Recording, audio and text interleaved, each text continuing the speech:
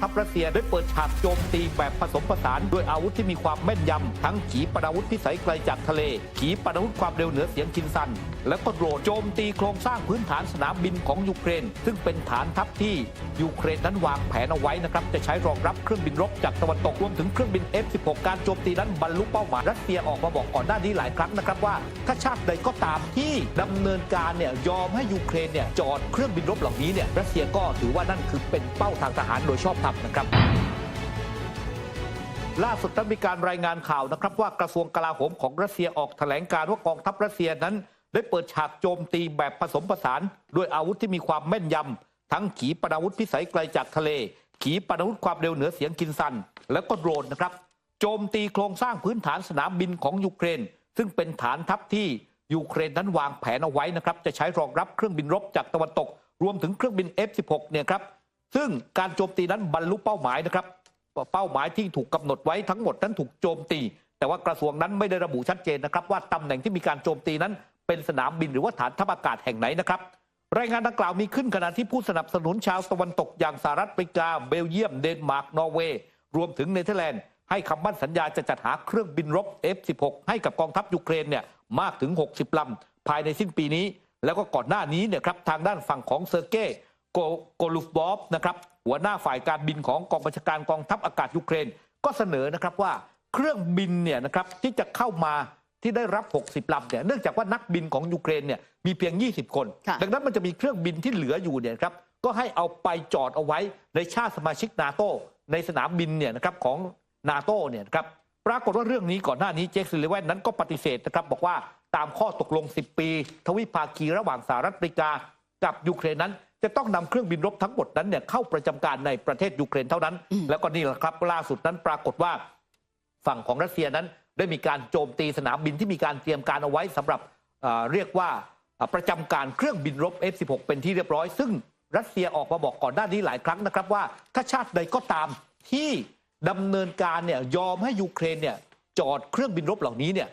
รัสเซียก็ถือว่านั่นคือเป็นเป้าทางทหารโดยชอบธรรมนะครับเพราะว่าพวกเขานั้นก็จะเล่นงานแล้วก็จะโจมตีครับในขณะที่มีการรายงานข่าวนะครับว่าเกาหลีเหนือนั้นประสบความสำเร็จการทดสอบขีปนาวุธหลายหัวรบหรือว่า MIRV ซึ่งมีขึ้นเนี่ยครับเมื่อวานนี้นะครับทั้งนี้แถลงการระบุว่าหัวรบได้แยกตัวออกจากขีปนาวุธก่อนพุ่งโจมตี3เป้าหมายได้อย่างถูกต้องแม่นยำนะครับไม่มีความผิดพลาดซึ่งเป้าหมายของการทดสอบครั้งนี้เพื่อบรรลุศักยภาพเทคโนโลยี MIRV หรือว่าการปล่อยจรวดเพียงลูกเดียวแต่สามารถยิงได้หลายเป้าหมายในเวลาเดียวกันซึ่งการทดสอบนั้นเนี่ยนะครับเกาหลีเหนือได้ใช้ขีปนาวุธพิสัยกลางระยะทางเนี่ย170 ถึง 200 กิโลเมตรขับเคลื่อนด้วยเชื้อเพลิงชนิดแข็งซึ่งเกาหลีใต้รายงานนะครับว่าเกาหลีเหนือทดสอบขีปนาวุธไฮเปอร์โซนิกแต่เกิดระเบิดกลางอากาศก่อนตกลงทะเลตะวันออกทั้งนี้ทางด้านฮองมินผู้เชี่ยวชาญที่สถาบันการรวมชาติของเกาหลีกล่าวว่าเป้าหมายสุดท้ายของการทดสอบเทคโนโลยี MIRV ของเกาหลีเหนือคือการยิงขีปนาวุธข้ามทวีป ICBM ติดหัวรบนิวเคลียร์พร้อมเตือนด้วยว่าเกาหลีเหนือนั้นกำลังพัฒนาเทคโนโลยี MIRV แบบเป็นขั้นเป็นตอนโดยขณะนี้อยู่ในช่วงต้นของการพัฒนาและในช่วงเช้าของวันที่ 27 มิถุนายนเกาหลีเหนือได้ปล่อยบอลลูนขยะอีก70ลูกลอยมาถึงฝั่งจังหวัดขยองกีและกรุงโซลของที่บรรจุด้านในนั้นไม่เป็นอันตรายนะครับแต่มีน้ำหนักมากถึง10 กิโลกรัมทั้งนี้เจ้าหน้าที่เตือนว่าหากบอลลูนตกลงสู่พื้นอย่างรวดเร็วอาจเป็นอันตรายพร้อมกับประกาศตอบโต้ทั้งนี้เกาหลีเหนือส่งบอลลูนขยะมาเกาหลีใต้ติดต่อกัน3วันแล้วทำให้เกาหลีใต้ต้องสั่งปิด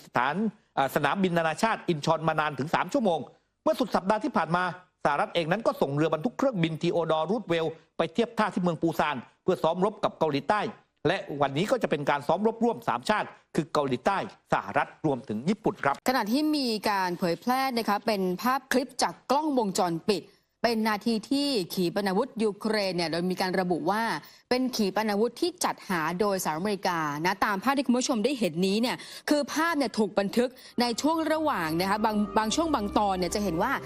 พอมีขีปนาวุธพุ่งลงมากระแสน้ำเนี่ยก็พุ่งขึ้นสู่ท้องฟ้าเป็นการสันนิษฐานว่าเกิดจากการที่กระสุนขนาดเล็กที่ถูกปล่อยมาจากขีปนาวุธแล้วก็มีการระเบิดอย่างน้อยเนี่ย1 ลูกตกลงที่บริเวณชายหาดของเมืองอูชูคูเอฟกาเมืองชายหาดริมฝั่งทะเลดำขณะเดียวกันนะคะจะเห็นว่ามีนักท่องเที่ยวหลายคนเนี่ยวิ่งหนีบางคนเนี่ยอุ้มลูกหนีด้วยการปฏิบัติการครั้งนี้นะคะบอกว่า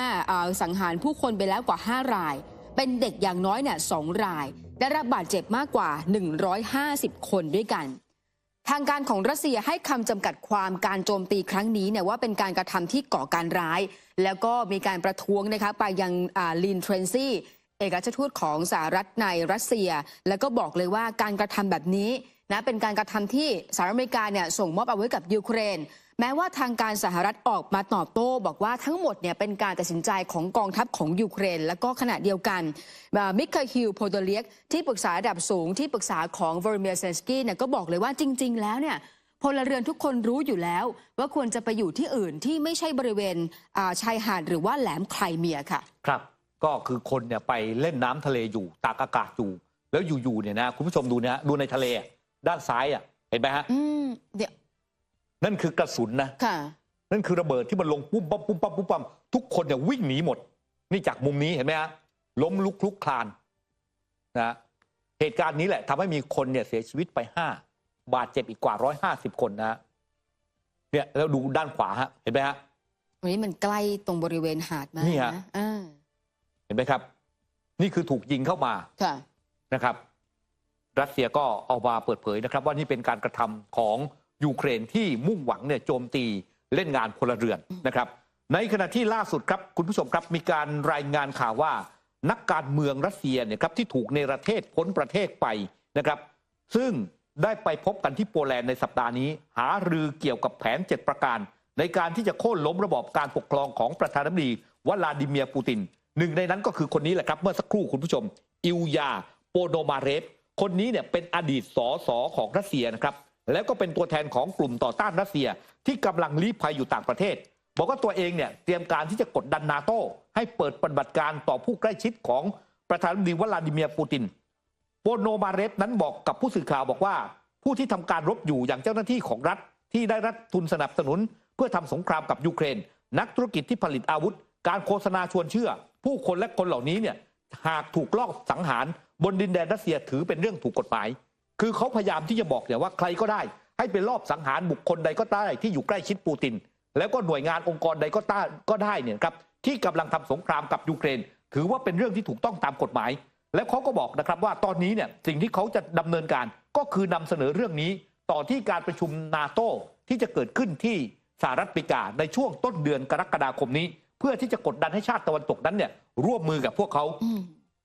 ต้นเดือนที่ผ่านมานั้นโปโนมาเรฟได้บรรยายให้กับผู้สื่อข่าวฟังว่ากิจกรรมที่เขากำลังปฏิบัติการอยู่นั้นก็คือว่าตอนนี้มีผู้คนในโซเชียลมีเดียในประเทศรัสเซียนับหมื่นคนถูกกล่าวหาว่าโพสต์ข้อความต่อต้านรัฐบาลบนโลกออนไลน์แต่จริงๆแล้วบอกว่านี่คือสิ่งที่แตกต่างถ้าคุณมีคนติดอาวุธและฝึกฝนมาแล้ว 5,000 คนคุณสามารถเนี่ยไปยึดเมืองหลวงก็คือกรุงมอสโกได้จริงๆแต่เจ้าหน้าที่ตะวันตกนั้นเนี่ยไม่เต็มใจที่จะสนับสนุนพวกเขาให้ดำเนินการแบบนั้นนะครับซึ่งก็บอกว่า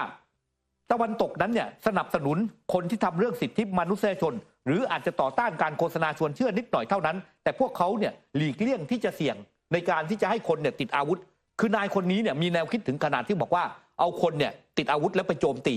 พื้นที่สำคัญแล้วก็บอกว่า